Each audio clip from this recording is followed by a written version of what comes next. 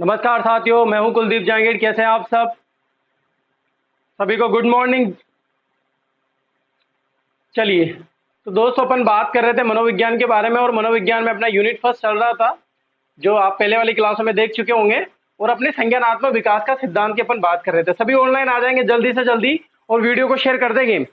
पहले आप आते ही ऑनलाइन वीडियो को शेयर कर दिया करें, जल्दी से शेयर करेंगे सभी। बहुत बहुत धन्यवाद। आपको क्लासेस सभी को बहुत अच्छी लग रही है, बहुत बहुत धन्यवाद देना चाहता हूं मैं सभी को जो क्लासेस ऑनलाइन पढ़ते हैं सभी। ठीक है, चलिए। तो दोस्तों अपन बात कर रहे थे संज्ञानात्मक विकास के सिद्धांत के बारे में, जो मैंने आपको पहले वाली जो क्लास थी उसमें आपको पूरा मैंने बता दिया था कि संज्ञानात्मक विकास का सिद्धांत किसने दिया था? जीन पियाजे ने। कब दिया था? 1923 में दिया था। अपनी कौन see the language of the thought of the child, अपनी पुस्तक में इन्होंने 32 पुस्तकों की रचना करी थी, और सर्वश्रेष्ठ पुस्तक थी ये वाली जो मैंने आपको कल लिखाई थी। कौन सी पुस्तक का नाम क्या था? The language of the thought of the child. ये पुस्तक थी जीन पियाजे द्वारा लिखी। अपने 3 बच्चों पर ये रिसर्च कर रहे थे, प्रयोग कर रहे थे, और उनके आधार पर इन्होंने 4 अवस्थाएं दी थी। कौन सी अवस्थाएं दी थी? 4 अवस्थाएं। अब ये अपन ने सारी बातें कर ली थी। अब आज डिटेल से पढ़ेंगे अपन एक एक अवस्थाओं के बारे में। अगर आज हो जाएगा खत्म, नहीं तो फिर आगे क्लास में 2 दिन की क्लास लग जाएगी, इसके बाद यूनिट खत्म हो जाएगी। यानी कि अपने यूनिट फर्स्ट का अंतिम टॉपिक है ये वाला, जो संज्ञानात्मक विकास का सिद्धांत है दोस्तों, वो अंतिम टॉपिक रहेगा अपना। ठीक है, चलिए अपन बात करते हैं संवेदी गामक अवस्था। पहली अवस्था लेता हूं मैं, संवेदी गामक अवस्था।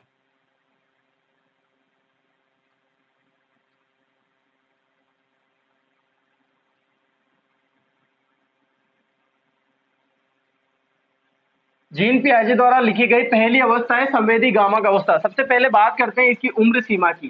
कितनी बताई मैंने उम्र सीमा इनकी? उम्र सीमा कितनी है? जन्म से 2 वर्ष। जन्म से 2 वर्ष आपको याद रखना है। ये पूछा जाता है एग्जाम में, पहली अवस्था कौन सी है? संवेदी गामक अवस्था। उसकी उम्र सीमा क्या है? जन्म से 2 वर्ष। ठीक है, तो ये कौन सी अवस्था है? प्रथम अवस्था संज्ञानात्मक विकास की। संज्ञानात्मक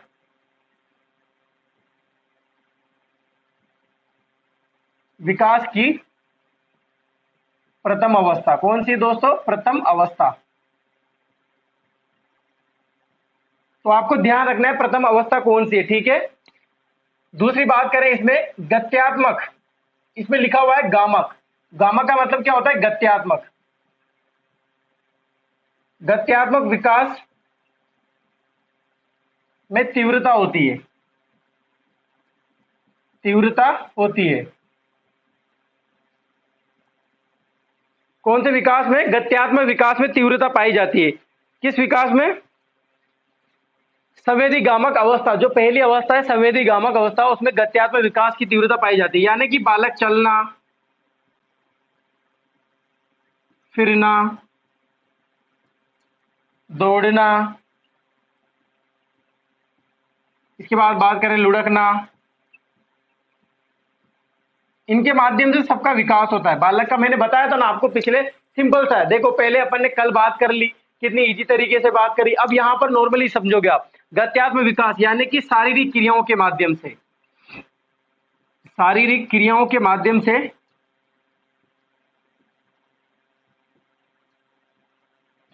से बालक का विकास होता है। बालक का विकास होता है। अब ये कौन सी उम्र में होता है? क्योंकि जन्म से 2 वर्ष तक तो पूरा शारीरिक विकास चलेगा नहीं, उसमें मानसिक विकास भी होगा, सामाजिक विकास भी होगा। लेकिन कौन कौन से विकास में जो है उसका शारीरिक विकास होगा, ये अभी आगे लिखाऊंगा मैं आपको। इसकी 6 अवस्थाएं फिर आती है।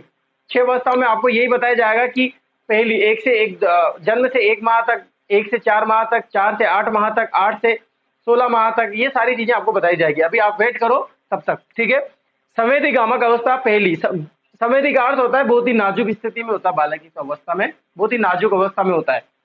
गामक अवस्था यानी गत्यात्मक विकास, चलना फिरना, दौड़ना, उठना बैठना, ये सारी चीजें जो होती है उसमें बालक का विकास होता है। यानी कि शारीरिक क्रियाओं के माध्यम से बालक का विकास होता रहता है। अब शारीरिक क्रियाओं की अगर बात करें तो मैंने आपको पहले भी बताई थी, शारीरिक क्रिया करेगा इसके माध्यम से ही वो गंध का पता चलाएगा। मतलब जैसे गंध, मान लो कोई भी वस्तु उसको नजर आ रही है कि खुशबू कहाँ से आ रही है, तो वो सारी चल के फिर के दौड़ के उस चीजों का मानसिक क्रियाओं का तो उससे पता चला कि गंध हो रही है, ठीक है। इसके माध्यम से वो ध्वनि वगैरह का, जैसे गंध की बात, ध्वनि की बात करें, ध्वनि का पता लगाएगा, तो फिर शारीरिक क्रिया करने लग जाएगा, जहां पर ध्वनि हो रही है चल के फिर के वो ध्वनि कहाँ से आ रही है, आवाज कहाँ से आ रही है, वहां चला जाएगा। तो इस तरह की जो शारीरिक क्रिया रहती है, मम्मी खाना बना रही है, दूध बना रही है, उसके लिए कुछ भी कर रही है, फिर तो उसको पता चलेगा कि हाँ ये हो रहा है, कहाँ पर हो रहा है। तो पहले तो इधर आपने देखा होगा ना, बहुत बार कंफ्यूज भी हो जाता है वो बालक, आपने देखा होगा शारीरिक क्रिया करता है तो कंफ्यूज हो जाता है, उसको पता नहीं रहता कि ये गंध, ये ध्वनि, ये सारी चीजें कहाँ से आ रही है। मान लो इस कमरे में, एक कमरे में ध्वनि की आवाज आ रही है, तो बालक चलते फिरते आएगा, तो बहुत बार तो अलग कमरे में चला जाता है, ढूंढता रहता है, उसका मानसिक विकास इतना उत्तेजित नहीं होता इस उम्र में। तो ये सारी चीजें यहाँ पर होती है, ठीक है। आप पहले इसका स्क्रीनशॉट ले लीजिए, फिर आगे और बताते हैं।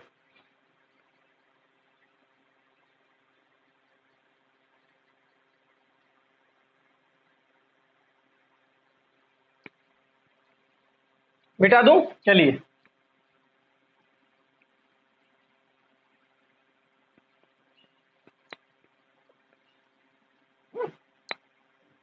देखिए और देखते हैं अब इसके बारे में और क्या है। वेरी इंपॉर्टेंट सिद्धांत है, बहुत ज्यादा इंपॉर्टेंट सिद्धांत है, आपसे एग्जाम में बहुत सारे क्वेश्चन बनते हैं इस सिद्धांत से, आप ध्यान से पढ़ना। एक एक अवस्था को अपन लेके चलेंगे। अब बालक जन्म से संवेदी गामक जो अवस्था रहती है, इस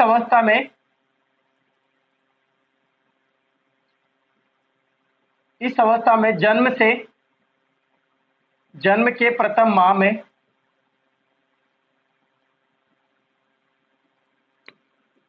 प्रतिवर्ती क्रियाएं करने लग जाता है। कौन सी क्रिया? प्रतिवर्ती क्रिया करने लगता है।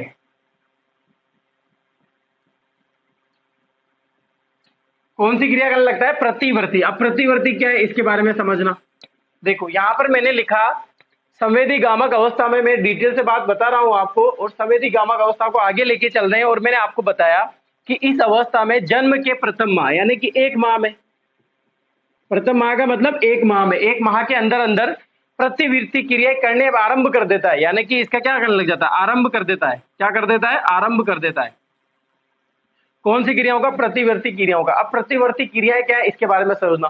प्रतिवर्ती क्रियाएं वो है जब बालक मान लो जब जगा हुआ है या फिर वो कोई कार्य कर रहा हुआ है, यानी कि वास्तविक चीजें जो करता है वो, एक माह का बालक जो भी वास्तविक देखता है, कोई मिलने आया उससे चुटकी बजाई, सीटी बजाई, किसी ने खिलौना हिलाया, ये सारी चीजें की उसके सामने, ये वास्तविक क्रिया हो गई। कौन सी क्रिया हो गई? वास्तविक क्रिया। कौन सी क्रिया हो गई? वास्तविक क्रिया। फिर बाद में इनको, ये जो वास्तविक क्रियाएं करता है वो, इनके सामने वास्तविक, उनको आभासी रूप से दोहराएगा। कैसे दोहराएगा? आभासी रूप से दोहराना।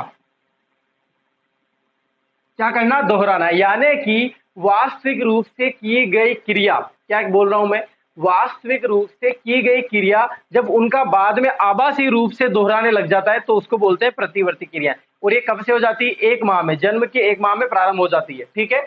इसके बाद बात करें, जैसे आपने देखा होगा ना, कई बालकों को आपने देखा होगा जब वो गोदी में रहते हैं या सोते रहते हैं, वो नींद में रहते हैं, तो आपने देखा होगा वो बहुत बार मुस्कुराते रहते हैं, मंद मंद मुस्कुराते रहते हैं, ऐसे ख्वाबों में रहते हैं, कल्पना करते रहते हैं, हंसते रहते हैं। तो वो जो पहले उनके साथ जो पहले क्रिया होती है, जैसे हंसा के गए को उसको, तो उसको याद हो जाता है, वो क्रिया, मानसिक विकास हो जाता है। तो वो कौन सी उम्र में हो जाता है? पहली संवेदी गामक अवस्था में, ठीक है। अब इसका स्क्रीनशॉट ले लीजिए, फिर आगे लिखाता हूं मैं आपको।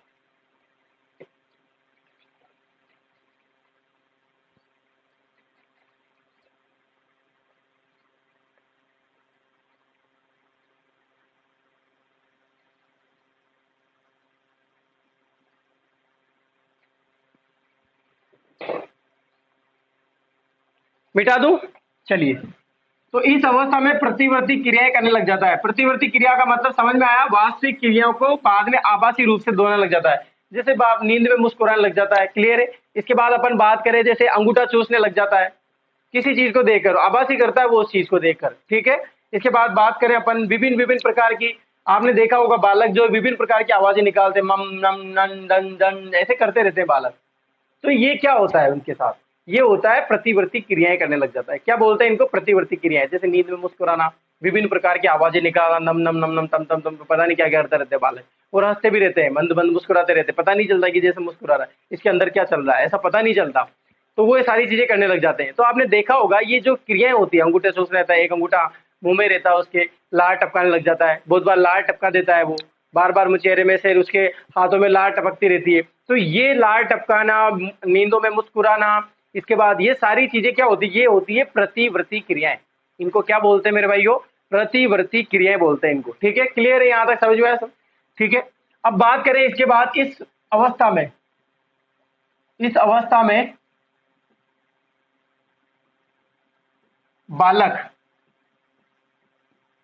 अवस्था में बालक बहुत ही ज्यादा संवेदी होता है। क्या होता है? संवेदी, यानी कि नाजुक। संवेदी को क्या बोलते हैं? नाजुक।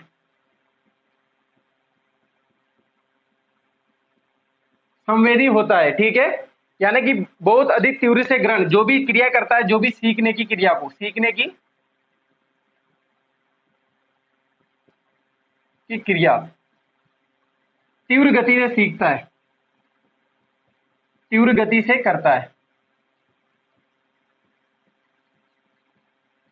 यानी कि शारीरिक क्रिया से संबंधित जो भी कार्य सीखेगा, जो भी कार्य करेगा, वो तीव्र गति से होंगे। कैसे होंगे? तीव्र गति से होंगे। ठीक है, चलेगा, दौड़ेगा तो बहुत ज्यादा गिर भी जाएगा, बार बार उठेगा, मतलब कितना फास्ट रहता है बालक। तभी तो ऐसा बोलते हैं ना कि अगर जिंदगी में खुश रहना है ना आपको, तो एक बालक की तरह जियो। जिंदगी में अगर आपको खुश रहना है, यानी कि कोई आप मानसिक तनाव नहीं चाहते हो ना, तो हमेशा एक्टिव रहना चाहते हो, तो एक बालक की तरह जिया करें। ऐसा बोलते हैं कि बालक में जितनी एनर्जी, जितना फास्टनेस होती है उसमें, कितना होता है, वो जल्दी से उठेगा, खड़ा होएगा, बैठेगा। 10 बार चक्कर लगवाओ उसे, बार बार आप। और अपन क्या करते हैं, एक बार बोलेंगे कि वहां जा क्या, जबकि एनर्जी तो अपन में ज्यादा है ना, ऊर्जा तो अपन में ज्यादा है ना, फिर भी अपन बार बार उस कार्य को क्यों नहीं कर पाते? क्योंकि अपने मानसिक विकास में पता नहीं क्या क्या चीजें चली हुई है अपन, आप समझ सकते हो सब। तो ये सारी चीजें होती है। तो मानसिक, अगर आपको बालक में ये सारी चीजें, क्या, बालक नाजुक होता है, संवेदी होता है, तो इसी वजह से वो जो भी कार्य सीखेगा शारीरिक रूप से, तो वो तीव्र गति से होगा। ठीक है, क्लियर है? इसके बाद बात करें, और इस इस अवस्था में इस अवस्था में इस अवस्था में बालक में ज्ञानेंद्रिया बहुत अधिक सक्रिय होती है। क्या? ज्ञानेंद्रिया, यानी कि बहुत तीव्र गति से सीखेगा। यहां पर आ रहा है नाजुक, संवेदी हो रहा है बालक, तो सीखने की क्रिया क्या? तीव्र गति हुई, यानी कि ज्ञानेंद्रिया तीव्र, बहुत तीव्र सक्रिय होती है।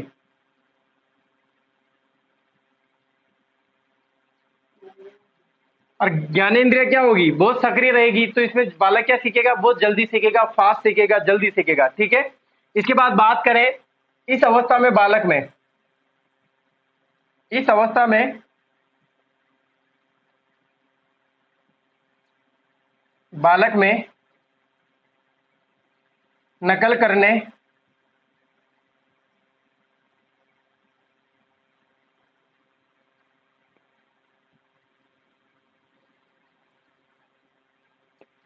इस अवस्था में बालक में अपन किसकी बात कर रहे हैं? संवेदिकाओं। इसमें क्या? नकल करने,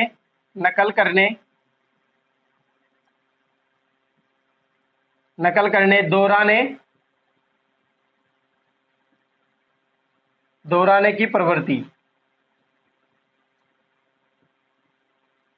पाई जाती है। अब नकल करने, दोहराने की प्रवृत्ति को क्या बोलते हैं? अनुकरण। अनुकरण द्वारा, किससे? अनुकरण द्वारा सीखता है।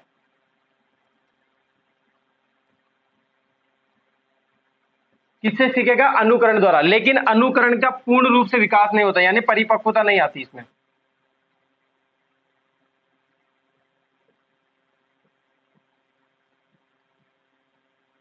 क्या नहीं आती? परिपक्वता नहीं आती है इसमें। ठीक है, देखो एक बार फिर से देखना, मैंने बोला आपको कि इस अवस्था में संवेदी गामक जो अवस्था रहती है बालक की, जो एक जन्म से 2 वर्ष तक चलती है, तो इस अवस्था में बालक जो सीखने का जो तरीका रहेगा, जो मेथड रहेगा, वो क्या रहेगा? उसके सामने नकल करनी पड़ेगी, उसके सामने दोहराना पड़ेगा, बार बार दोहराते रहेंगे, नकल करेंगे। तो इस दोहराने और नकल करने की प्रवृत्ति को क्या बोलते हैं? अनुकरण बोलते हैं। साइकोलॉजी में एक अनुकरण वर्ड आता है। इस अनुकरण का मतलब होता है नकल करना और दोहराना। ये बार बार बोल चुका हूं मैं।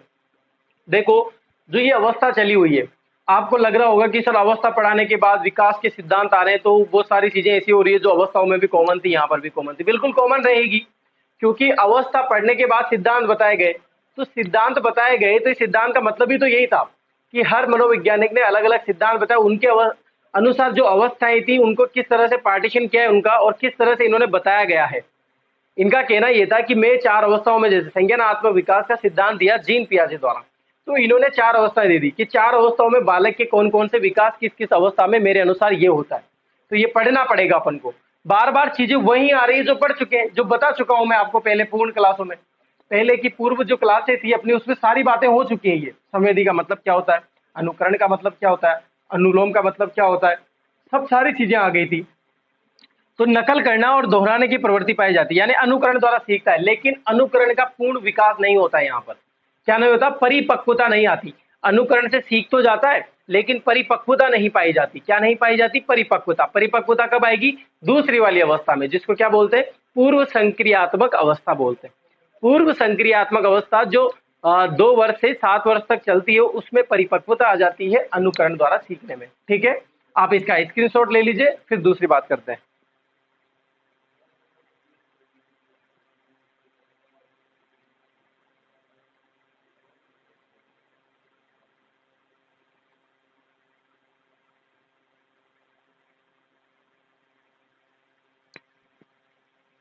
मिटा दूं, चलिए अब आगे बात करते हैं। और सभी को समझ में आ रहा है कि नहीं आ रहा, सभी एक्टिव है ना? किसी को कोई चीज समझ में नहीं आती हो तो आप बता सकते हो। सभी को समझ में आ रहा है? देखो, मैंने जो पहले वाली क्लास थी उसमें मैंने आपको सारी चीजें बेसिकली बता दी थी कि पहली अवस्था का मतलब ये होता है, दूसरी अवस्था का मतलब ये होता है, तीसरी और चौथी अवस्था का मतलब ये होता है। अब यहाँ पर जो आज की क्लास में अपन बात कर रहे हैं, ये कर रहे हैं अपन डिटेल से। थोड़ा सा मैं आपको हर चीज लेके बता रहा हूँ कि पहली अवस्था में ये सारी चीजें करने लग जाता है, वो सारी चीजें होती है जो करने लग जाता है बालक। अब आपको एग्जाम में किसी भी तरह से व्यवहारिक क्वेश्चन पूछ सकता है। जैसे मैं आपको बताऊं कि इच्छाओं, एक क्वेश्चन देखा था मैंने कहीं पर, मुझे पूरा क्वेश्चन तो याद नहीं है, पर सर ने भेजा, शायद आपके टेस्ट पेपर में था वो।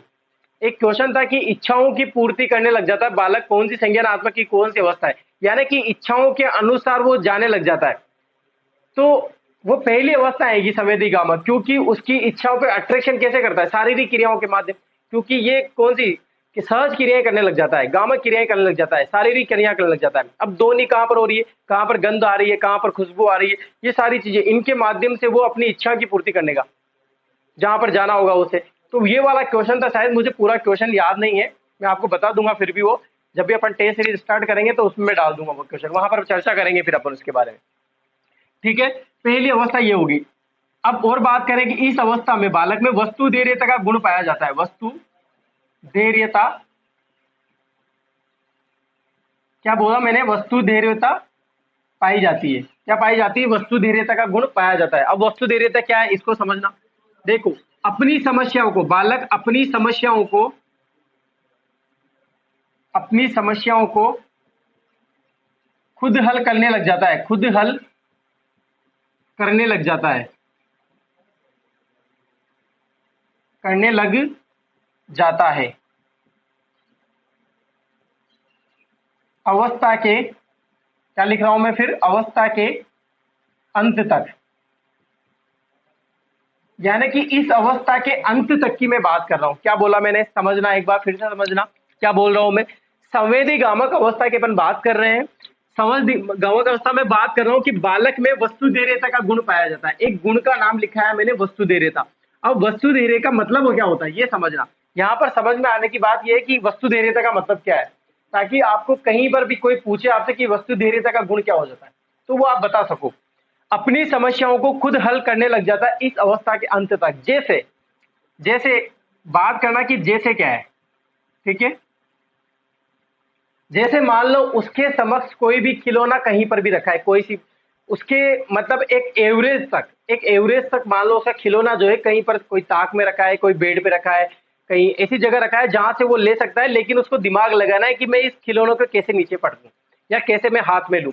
तो वो सारी समस्याएं जो उसकी उससे संबंधित समस्या, मैं ये नहीं कह रहा हूं कि वो आपकी समस्या सोल्व करने लग जाएगा, मैं ये नहीं कह रहा हूं कि वो अपने करियर की समस्या सोल्व करने लग जाएगा, मैं ये नहीं कह रहा हूं कि वो समाज की समस्या सोल्व करने लग जाएगा। मैं ये नहीं कह रहा हूँ कि वो दुनियादारी की समस्याएं सोल्व करने लग जाएगा, मैं ये भी नहीं कह रहा हूँ कि वो देश की समस्याएं सोल्व करने लग जाएगा, नहीं।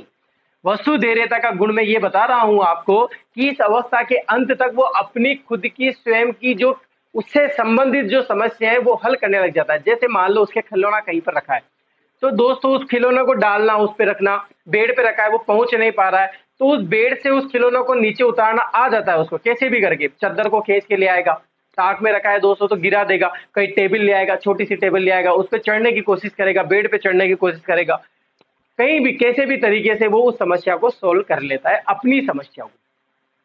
क्लियर है? सभी को समझ में सभी को समझ में आ रहा है कि नहीं आ रहा? जल्दी बताएंगे मुझे, सभी को क्लास अच्छी लग रही है कि नहीं लग रही? यानी कि क्या हो जाता है इसमें, इस अवस्था में वस्तुधैर्यता का बोध हो जाता है, ठीक है? क्या हो जाता है? बोध हो जाता है। सभी को क्लास समझ में आ रही कि नहीं आ रही? वेरी वेरी इंपॉर्टेंट सिद्धांत है, बहुत ध्यान से समझना, एक एक चीज को समझना। कहीं से भी कोई सा भी व्यवहारिक क्वेश्चन पूछा जा सकता है, संज्ञानात्मक विकास के आप कितने भी क्वेश्चन देख सकते हो, इजीली लगेंगे पढ़ने के बाद, ठीक है? क्लियर है? सभी को समझ में आ रहा है कि नहीं आ रहा? अब क्या होगा, वस्तुधैर्यता का गुण पा गया उसमें, ठीक है? वस्तुधैर्यता का बोध हो गया। अब वस्तुधैर्यता का बोध आ गया, मतलब इसके मस्तिष्क में क्या हुआ? मस्तिष्क में स्कीमेटा, स्कीमा, स्कीमा भी बोलते हैं और इसको स्कीमेटा भी बोलते हैं। स्कीमेटा, क्या बोला? मस्तिष्क में स्कीमा या स्कीमेटा का निर्माण हो जाता है। क्या हो जाता है? निर्माण हो जाता है। स्कीमा या स्कीमेटा का क्या हो जाता है? निर्माण हो जाता है। किसके कारण? वस्तुधैर्यता का बोध हो जाता है। अब वस्तुधैर्य दिमाग में, मस्तिष्क में तो बनेगी, तो मस्तिष्क में एक संरचना बनी जिसको क्या बोलेंगे? स्कीमा या स्कीमेटा बोलते हैं। निर्माण डायरेक्ट पूछे जाते हैं, स्कीमा स्कीमेटा का निर्माण कौन सी अवस्था में हो जाता है, वस्तुधैर्यता का बोध कौन सी अवस्था में हो जाता है, स्कीमेटा का निर्माण कौन सी अवस्था में आ जाता है, मस्तिष्क की संरचना कौन से निर्माण में बनने लग जाती, कौन सी अवस्था में निर्माण बनने लग जाती है। ये सारे क्वेश्चन इस तरह से जो उलझाने वाले क्वेश्चन है आपसे पूछे जाएंगे, तो आप ध्यान रखना, ठीक है? तो क्या बोला मैंने? मस्तिष्क में स्कीमेटा, स्कीमा और स्कीमेटा का निर्माण हो जाता है, यानी कि ज्ञान की संरचना बोलते हैं इसको। क्या बोलते हैं? ज्ञान की संरचना। ज्ञान की संरचना, ज्ञान की संरचना का निर्माण हो जाता है।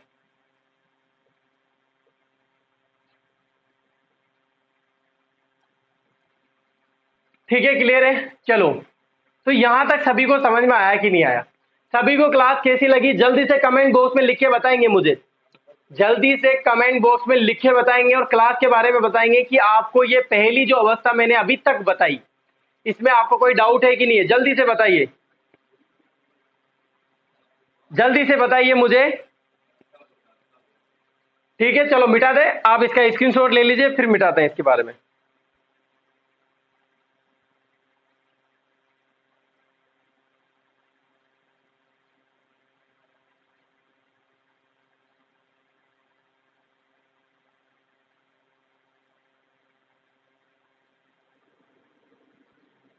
मिटा दूं? चलिए, तो सभी को समझ में आ जाना चाहिए, क्लास बिल्कुल ऐसा नहीं रहना चाहिए कि कोई चीज आपके डाउट हो जाए, ठीक है?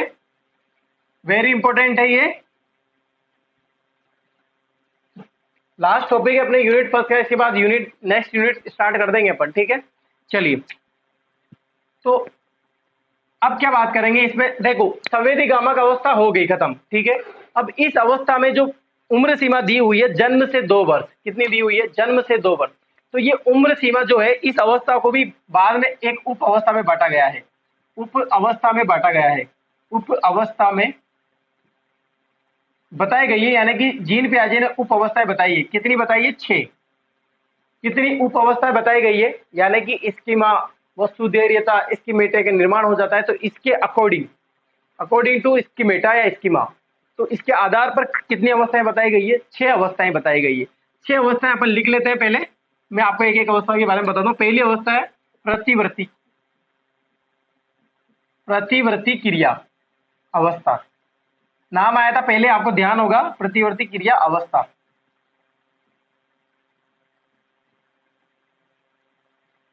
कौन सी अवस्था? प्रतिवर्ती क्रिया अवस्था। आपको ध्यान होगा, नाम पहले भी आया था।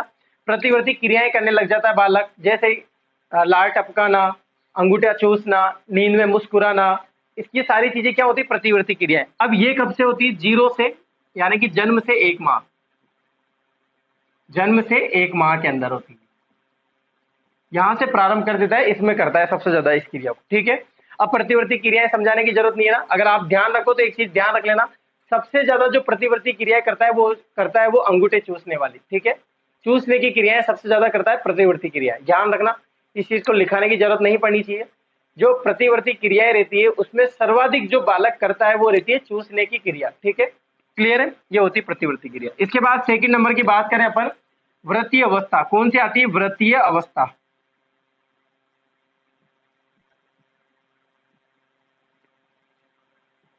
व्रतीय अवस्था का मतलब क्या होता है कि ये अवस्था, सबसे पहले तो इसकी उम्र सीमा लिख लेते हैं, 1 माह से 4 माह तक। ठीक है, 1 माह से 4 माह तक इसमें कौन सा संबंध स्थापित हो जाता है? आंख मुंह संबंध स्थापित हो जाता है। कौन सा संबंध? आंख मुंह संबंध। आंख मुंह संबंध स्थापित हो जाता है। और इसके बाद बात करें, अनुकरण द्वारा सीखने लग जाता है, अनुकरण करने लग जाता है।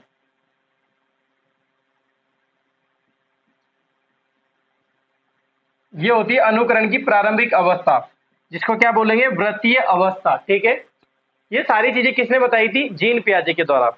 ये सारी दोनों चीजें समझ में आई कि नहीं आई आपको? क्लियर है दोनों चीजें? क्या बोला मैंने, समझना एक बार।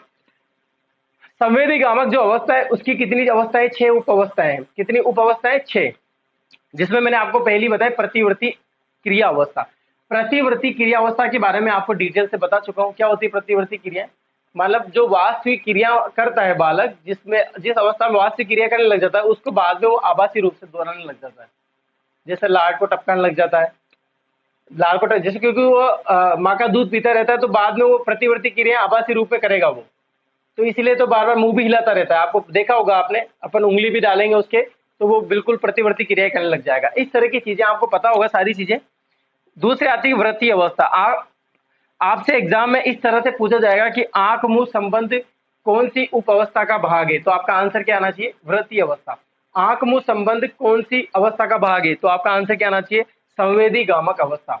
आंख मुंह संबंध कौन सी अवस्था में किस उम्र में की जाती है, तो आपका आंसर आएगा 1 माह से 4 माह। अब वो भी ये भी डाल सकता है कि 2 माह, 3 माह, 4 माह। ऑप्शन में 5, 6, 7 रहे तो आपका आंसर क्या होना चाहिए? 2, 3, 4 के अंदर होना चाहिए। कहां तक होना चाहिए? 2, 3, 4 के अंदर होना चाहिए। ठीक है, क्लियर है?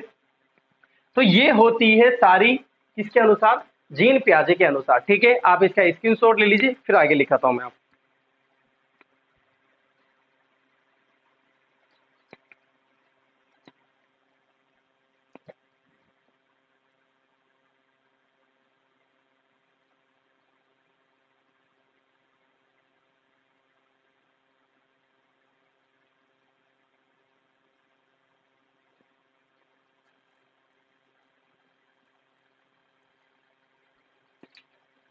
ठीक है, चलिए, ये 2 अवस्थाएं उप अवस्था हो गई, आपको समझ में आई होगी। अब बात करते हैं तीसरी उप अवस्था के बारे में।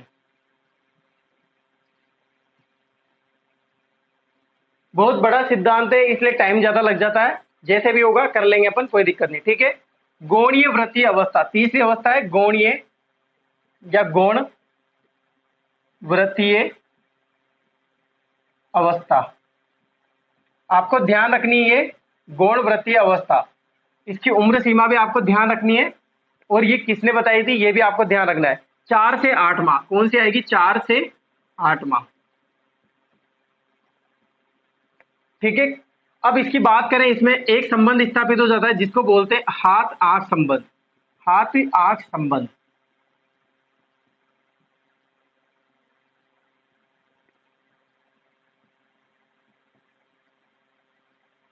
एक संबंध स्थापित हो जाता है जिसको बोलते हैं हाथ आंख संबंध। आपको ध्यान रखना, हाथ आंख संबंध का मतलब होता है बालक इसमें उलटना पुलटना। जैसे वो आप सोता रहता होगा बालक, आपने देखा होगा, तो इसमें इधर से उलट के इधर आ जाता है और इधर से उलट के इधर आ जाता है। तो ये जो उलटना पुलटना, ये हाथों और आंखों के माध्यम से, क्योंकि उल्टेगा, आंख से उसने देखा, और हाथों से दबाव मार के इधर उल्टेगा, यानी कि उलटना पुलटना। क्लियर आ रहा, मजा आ रहा है कि नहीं आ रहा क्लास में? बहुत मजा आना चाहिए, क्योंकि बालक, जब भी आप इस अवस्था को पढ़ोगे ना, तो एक बालक को फील करो आप, एक बालक को दिमाग में लेके चलो कि हाँ, बालक में ये क्रिया होती है, मैंने देखा है ऐसा बालक। मैं बार बार आपको यही बोलता था कि आप जब तक बालक को या किसी बालक को अपने आंखों के सामने अपने मन में नहीं लाओगे ना, तब तक आप ये चीजें नहीं कर पाओगे। जैसे वो मैंने आपको प्रतिवर्ती क्रियाएं जो बताई ना, वो सभी जानते हैं कि ये बालक करता है। लार टपकाते हैं, चूसने की प्रवृत्ति रहती है, अंगूठा चूसते रहते हैं, इसके बाद मंद मंद मुस्कुराते रहते हैं, सभी को पता है। लेकिन इनको क्या बोलते हैं ये नहीं पता था।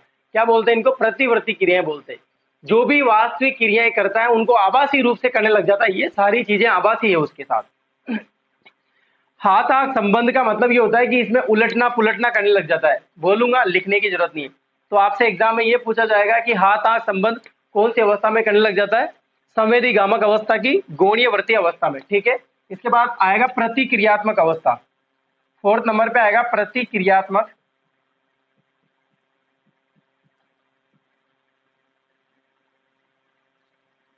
अवस्था। इसकी उम्र सीमा की बात करें तो 8 माह से कितनी उम्र सीमा है? 8 से 12 माह।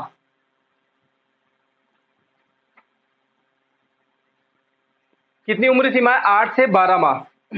अब देखो, नाम से ही पता चल रहा है प्रतिक्रियात्मक, यानी कि कोई भी उसने क्या करी? क्रिया करी। क्या की? क्रिया। तो उस क्रिया के प्रति अपनी क्रिया व्यक्त करेगा, अपनी क्रिया व्यक्त करेगा। समझ में आया? प्रतिवर्ती क्रिया करेगा। यानी कि किसी भी चीज के प्रति, या जो कोई क्रिया कर रहा है कोई भी, तो उसके प्रति अपनी क्रिया भी व्यक्त करेगा। और ध्यान रखना इस चीज में इस अवस्था में बालक सबसे ज्यादा क्या करेगा? जो भी क्रियाएं करेगा इस अवस्था में करेगा, जो भी प्रकार की क्रिया व्यक्त करेगा, दर्शाएगा, उनको चीजों को दोहराएगा, तो वो किस अवस्था में करेगा? प्रतिक्रियात्मक अवस्था में। और मान लो जो भी वो कार्य कर रहा है, जिसकी चीज की उसने क्रिया करी, मान लो कोई भी चीज एक्स वाई जेड, आप कुछ भी क्रिया मान सकते हो। कोई खिलौना कर रहा है, या आप उसको, मम्मी कोई काम दे रही है, उसको इधर से इधर रख रहा है किस चीज को। लड़कियां, छोटी लड़कियां रहती है, तो वो बहुत से मतलब ऐसी क्रियाएं करने लग जाती है जो देखते हैं सामने, अनुकरण से करना, क्योंकि अनुकरण का और दोहराने की, नकल करने की प्रवृत्ति आई जाती है इसमें। तो वो क्रियाएं करने लग जाते हैं देख करके। तो बहुत बार ऐसा होता है, आपको देखने को मिलेगा कि उन क्रियाओं को ज्यादा करते हैं जिसमें आनंद की अनुभूति ज्यादा होती है। तो जिसमें आनंद की अनुभूति ज्यादा होती है ना, उसको बार बार करेंगे, उसको क्या करेंगे? बार बार करते जाएंगे। तो यानी कि जिस क्रिया में आनंद की अनुभूति होती है, क्या लिखूंगा मैं? जिस क्रिया में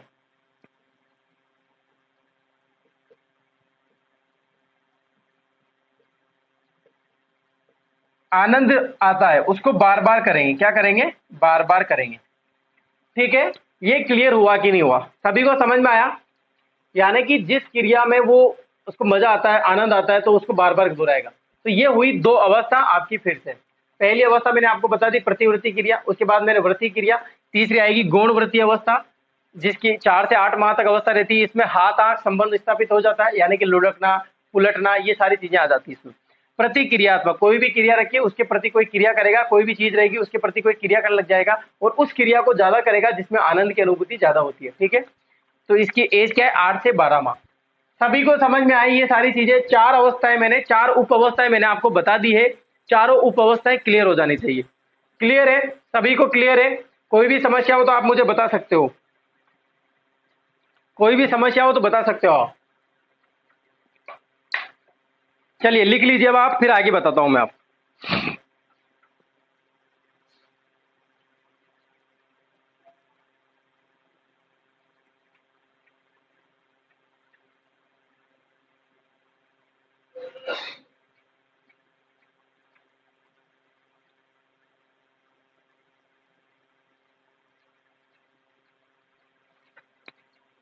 मिटा दूं? चलिए, तो ये आपको मैंने जो उप अवस्था बता रहा हूं, इनको आप समझना, कौन सी क्रिया किस उप अवस्था में होती है, ये भी आपको ध्यान रखना है, ताकि आपकी समस्या खत्म हो जाए। जो भी एग्जाम में आपसे पूछा जाए, सब समस्या खत्म हो जाए। ठीक है, इसके बाद बात करेंगे तृतीय वृत्तीय अवस्था। जो 5 नंबर की अवस्था है उसका नाम है तृतीय वृत्तीय अवस्था। क्या नाम है अवस्था का? तृतीय वृत्तीय अवस्था। इसकी एज सीमा की बात करें तो 12 माह तक पहले वाली थी, ये 18 माह तक चलेगी। ठीक है, 12 से 18 माह। अब इसमें इस अवस्था में कौन सा निर्माण होता था? स्कीमा या स्कीमेटा का निर्माण होता था। किसका? स्कीमा या स्कीमेटा का। यानी कि वो जो भी प्रयास और त्रुटि करेगा उसके द्वारा सीख जाएगा। प्रयास और त्रुटि क्या करेगा? प्रयास और त्रुटि से सीखने लग जाता है। कोई भी चीज करेगा स्कीमेटा, क्यों स्कीमा और स्कीमेटा का मतलब क्या होता है? एक संरचना का निर्माण होना। तो वो प्रयास भी करेगा, गलतियां होगी, त्रुटि भी करेगा, तो उनसे भी सीखने लग जाता है। ठीक है, कौन सी अवस्था में? 12 से 18 माह सीखता है। क्लियर है कि नहीं है यहां तक? ठीक है, इसके बाद अंतिम आती है 6 नंबर की मानसिक चिंतन अवस्था। मानसिक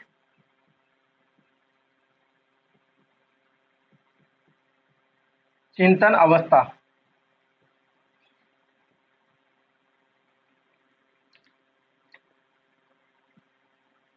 18 से 24 माह। 18 से 24 माह। ठीक है, अब कौन सा चिंतन करने लग जाता है? काल्पनिक चिंतन भी करने लग जाता है। इसमें क्या करने लग जाता है? काल्पनिक चिंतन।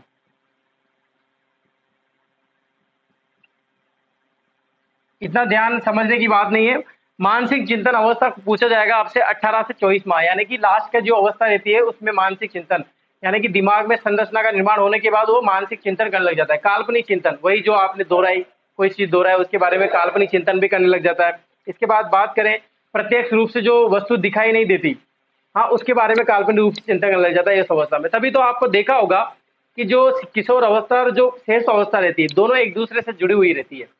तो बिल्कुल आप दोनों में कंफ्यूज मत होना ऐसे। ठीक है, तो ये सारी चीजें मैंने आपको बताई है। तो आज की क्लास मुझे ऐसा लग रहा है बहुत ज्यादा टाइम हो चुका है, क्योंकि अभी मैं सेकंड अवस्था स्टार्ट कर दूंगा ना तो उसमें बहुत टाइम लग जाएगा, पूरा नहीं हो पाएगा वो। ठीक है, तो आज की क्लास कैसी लगी सभी कमेंट बॉक्स में बताएंगे मुझे, जल्दी से बताइए। ठीक है, इसके बारे में समझ में आया सभी को? ये लास्ट की 2 अवस्थाएं सभी को क्लियर है कि नहीं है? सभी को समझ में आ गई? देखो मैंने बताया वृत्तीय तृतीय वृत्तीय अवस्था, इसकी उम्र सीमा आपको ध्यान रखनी है, एग्जाम में इस तरह से पूछा जाएगा। 12 से 18 माह किसकी अवस्था है? ये संवेदी गामक अवस्था की प्रथम अवस्था की उपअवस्था है। स्कीमेटा और स्कीमा का निर्माण हो जाता है, यानी कि जो भी बालक प्रयास और त्रुटि करता है उसके माध्यम से सीख जाता है। मानसिक चिंतन अवस्था, काल्पनिक चिंतन करने लग जाता है, जो चीज दोहराता है करता है वो मान लो उसके सामने प्रत्यक्ष रूप से भी नहीं है तो वो उस चीज के बारे में कल्पना भी करने लग जाता है इस अवस्था में। ठीक है, ये सारी चीजें क्लियर हुई, तो यहाँ आपको समझ में आ जाना चाहिए। आज की क्लास अगर सभी को अच्छी लगी हो तो वीडियो को प्लीज लाइक करें और ज्यादा से ज्यादा शेयर करें। ठीक है, सभी को बहुत बहुत धन्यवाद।